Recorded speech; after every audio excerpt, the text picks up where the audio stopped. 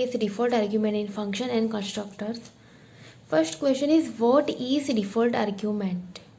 When we define a function like void display, we apply some parameters, integer a, integer b, and in this parameter we apply some default value like b is equal to 5.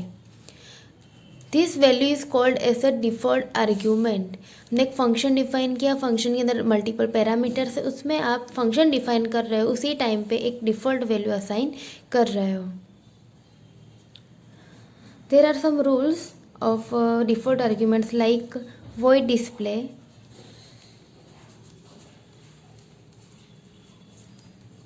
integer a is equal to 5 and integer b. Argument always define in right hand side. अगर आपने right hand side में कोई parameter लिखा है और उसमें आपने default value नहीं दी है और लेफ्ट हैंड साइड में कोई वैल्यू अप्लाई की है तो वो एरर शो करेगा. यानी आपको जब भी डिफ़ॉल्ट आर्ग्यूमेंट अप्लाई करना तो आप राइट हैंड साइड में ही अप्लाई कर सकते हो. अगर राइट हैंड साइड में नल पैरामीटर नल वैल्यू दी है, कोई भी वैल्यू अप्लाई नहीं की है और इज इक्वल टू 5 दिया तो वो एरर शो करेगा. So default argument is assign some default value to a given parameter. Some example like hash include IOStream header file using namespace std. Some function declare like integer sum, integer x, integer y is equal to 1 and integer z is equal to 2. 3 parameters assign किए हैं and default argument use किए. Y की value 1 है default by default and Z के लिए 2 है.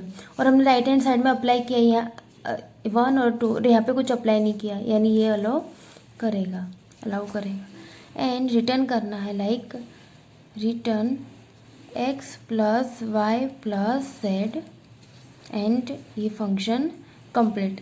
Function की definition complete. And अब वॉइड मेन के अंदर इसे कॉल कराना है. void main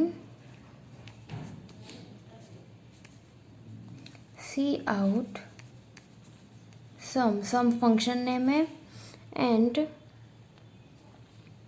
10, 15, 2. second cout sum 10, 15 and cout sum 10. अब देखो यहाँ पे 10, 15, 2 है, यानी रिटर्न क्या कराना है सम फंक्शन के लिए x plus y plus z, यानी यहाँ पे सम होगा 27, यहाँ पे प्रिंट होगा 27. सेकेंड है सी आउट सम 10, 15, तो x के लिए ले रहा है 10, y के लिए ले रहा है 15. अब z के लिए हमने वैल्यू अप्लाई नहीं की तो y बाय डिफ़ॉल्ट क्या वैल्यू अप्लाई लेगा, वो 2 बाय डिफ़ॉल्ट दिए 2 करके, तो यहाँ पे प्रिंट होगा like 27.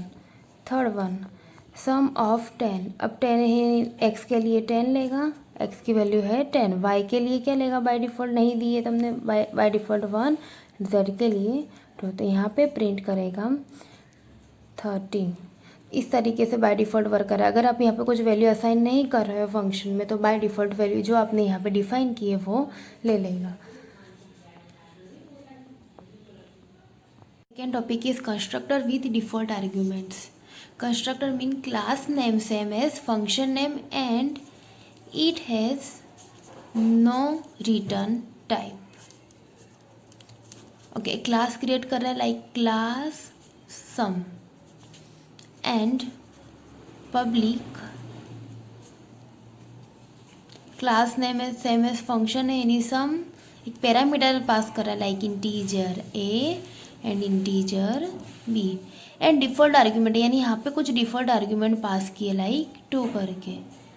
Then integer c is equal to a plus b and cout sum c bracket complete, constructor का bracket complete and class complete semi colon.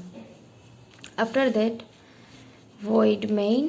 अब क्लास क्रिएट किया तो उसको एक्सेस करने के लिए एक ऑब्जेक्ट क्रिएट करेंगे सम obj. ऑब्जेक्ट क्रिएट किया एंड सम वैल्यू पास की लाइक 3,5 करके। सेकेंड अगर कुछ और वही का वही ऑपरेशन आपको वापस करना है तो हम कोई और ऑब्जेक्ट क्रिएट करेंगे, ऑब्जेक्ट 2 और यहाँ पे पास की like 7 and get ch void main complete. अब देखो यहाँ पे 3,5 जब ये कंस्ट्रक्टर कॉल होगा, आपने यहाँ कंस्ट्रक्टर लिया है यानी ऑटोमेटिकली जब यहाँ ऑब्जेक्ट क्रिएट कर रहे हो उसी टाइम पे वो कॉल हो जाएगा।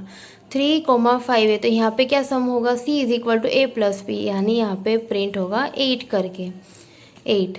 सेकेंड है सम ऑब्जेक्ट 2 ब्रैकेट में 7।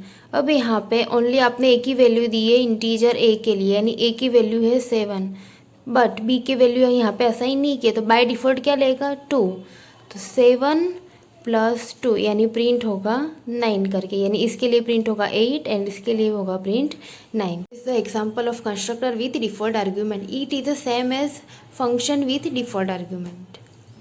Thank you.